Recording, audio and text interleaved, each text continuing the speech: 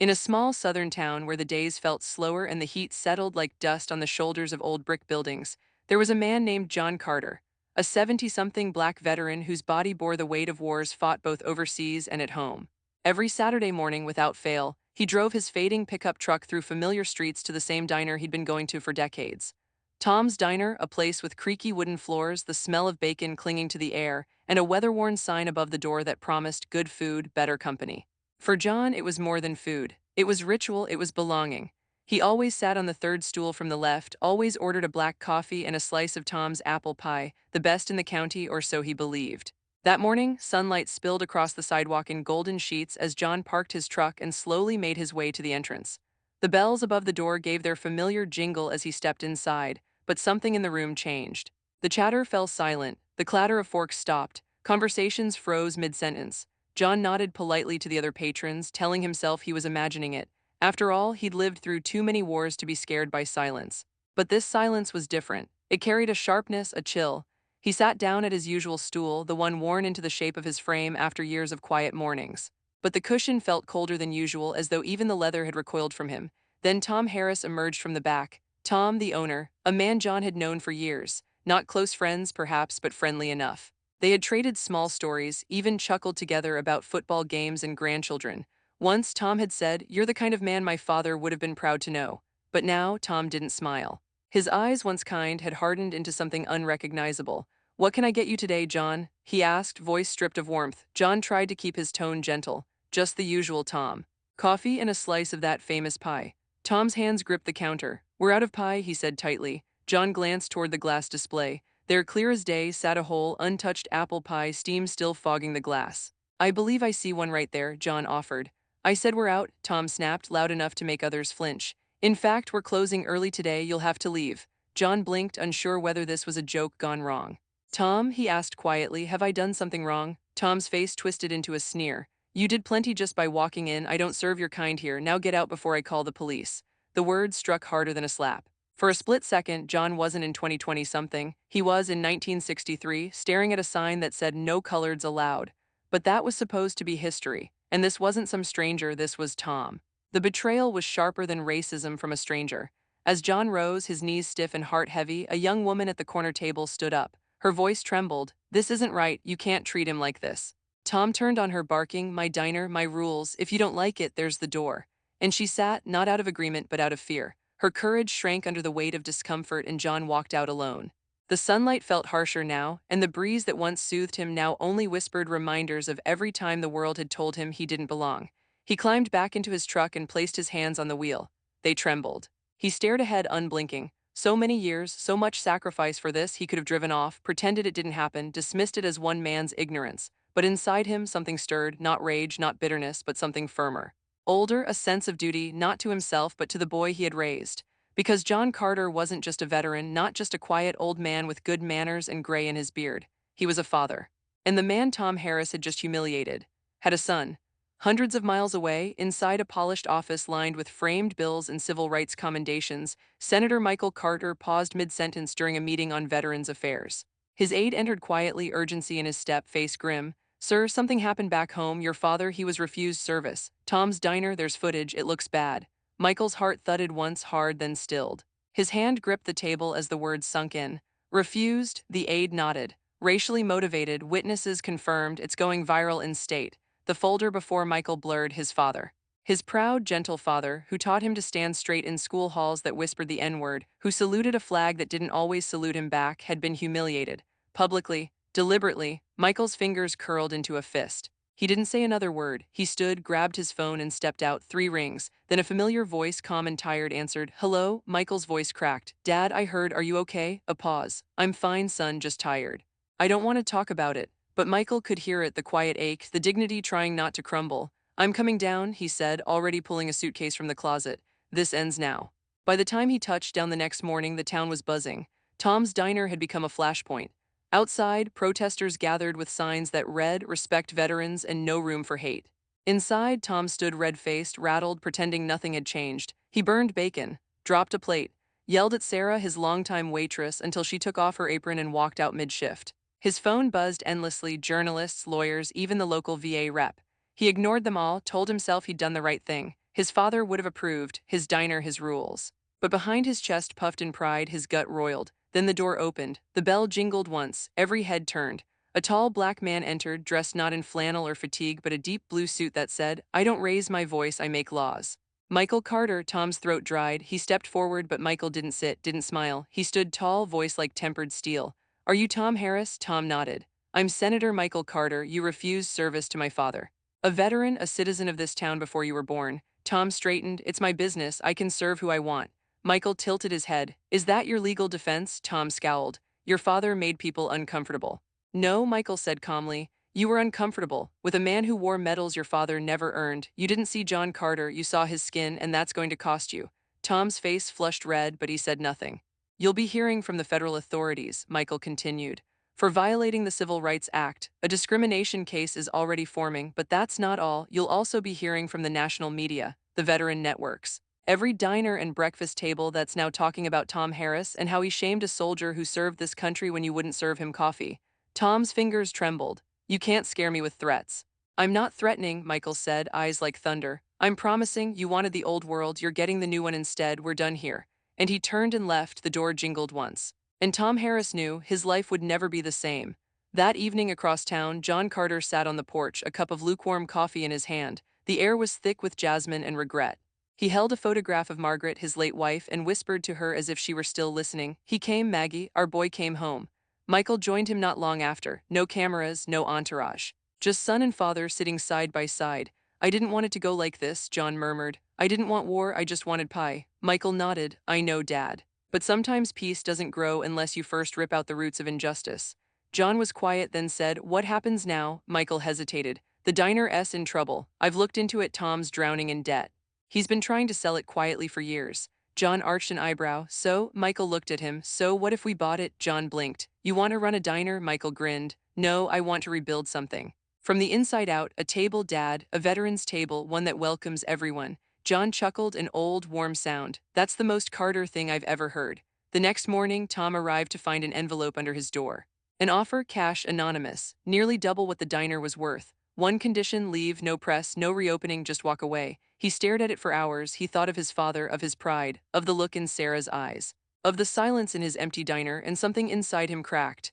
That night, the lights of Tom's diner flickered off for the last time. A new sign would soon go up, and on it, a name that would make people stop and think: the Veterans Table. Underneath, in smaller print, "A place for every story, a seat for every soul." The town didn't quite know what to expect.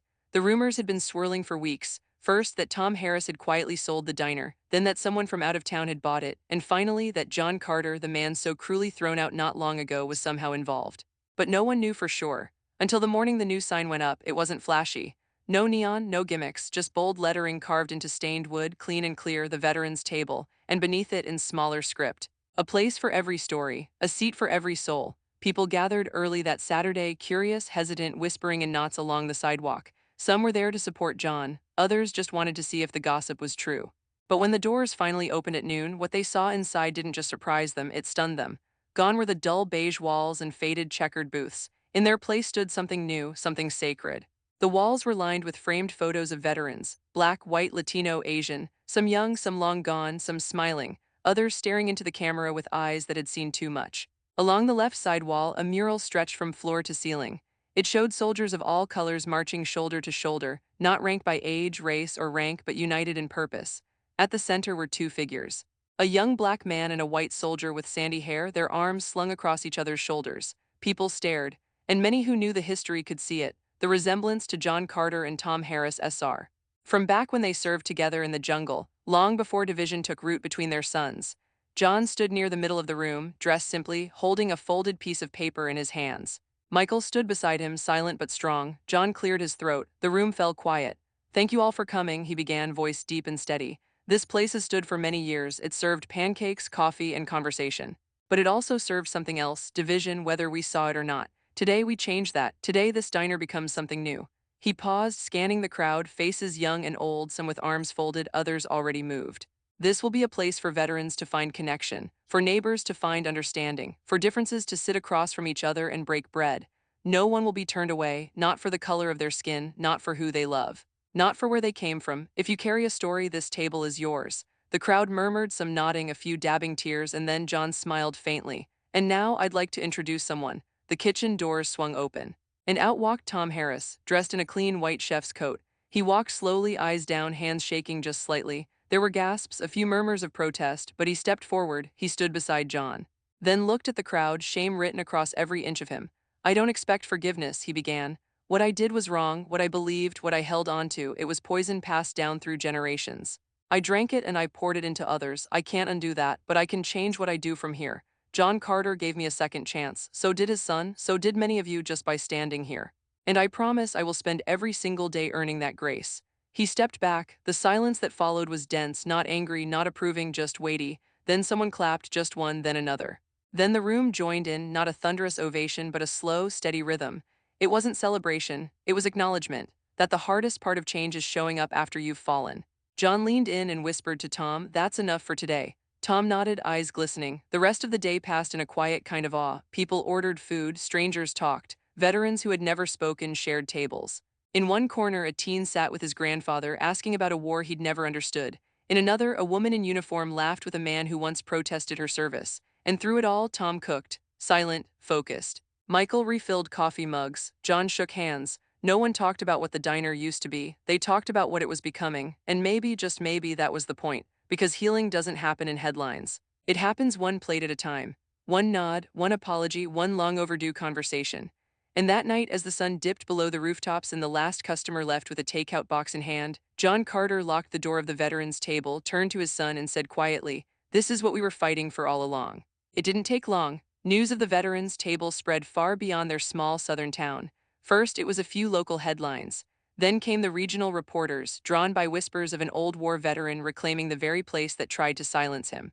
Then national media, documentarians, civil rights leaders, activists, people hungry for something real, something rooted in forgiveness instead of fury.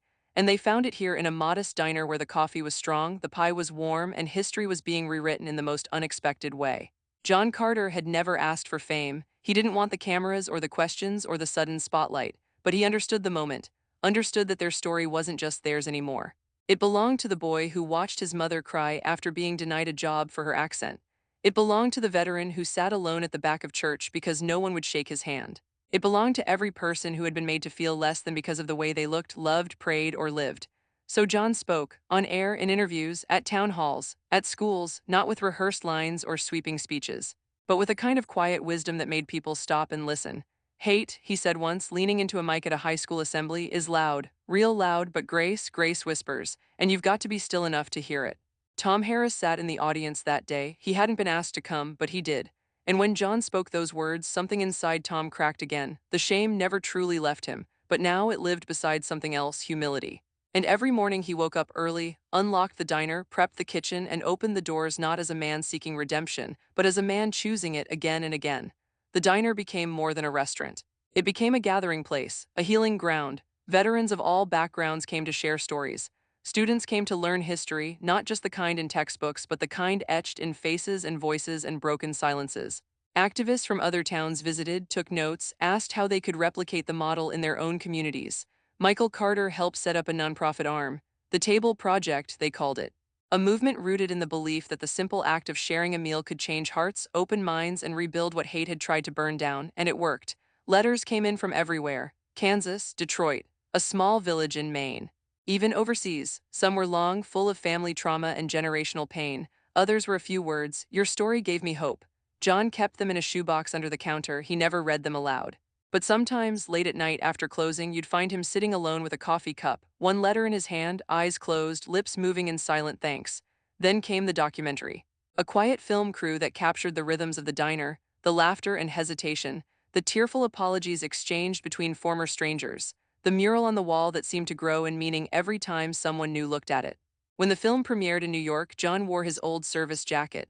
Tom wore a borrowed tie. Michael stood between them, a son who had once watched his father be humiliated, now watching him be honored. The audience cried, stood, applauded, but it wasn't the clapping that mattered. It was what came after, because that night people went home and they talked to their families. They reached out to old friends. They walked into rooms they'd been avoiding for years. Because the film didn't offer a solution, it offered a mirror, and sometimes that's all people need. Back in town, life returned to normal, but not the old kind of normal, a better one. Conversations replaced gossip. Local schools started inviting veterans to speak about their experiences, not just war stories but life stories, who they were before the uniform, who they were after.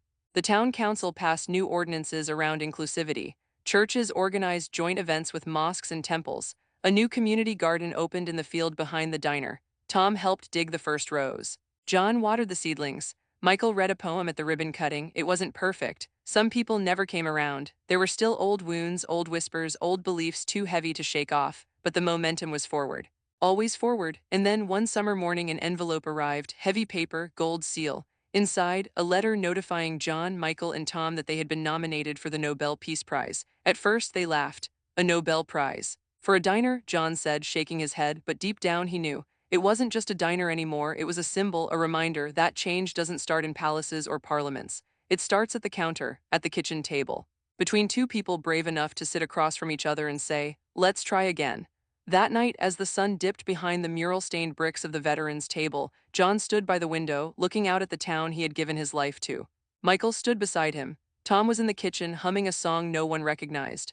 John sipped his coffee, now more memory than caffeine, and whispered, "Funny thing about hate, it always thinks it gets the last word.